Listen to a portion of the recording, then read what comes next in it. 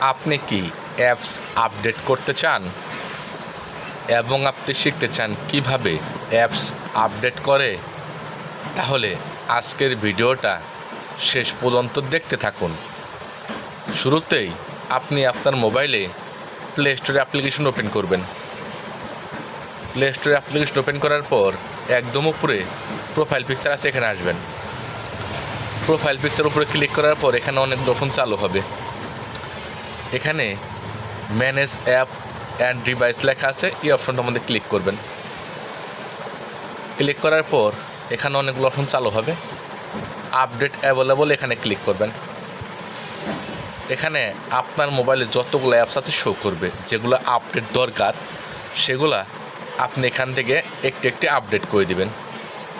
পারলে পরা অলে ক্লিক করে আপডেট করে দিবেন। এভাবে আপনি খুব সহজে অ্যাপ আপডেট করতে পারবেন। আশা করি খুব সহজে শিখে গেছেন। ধন্যবাদ।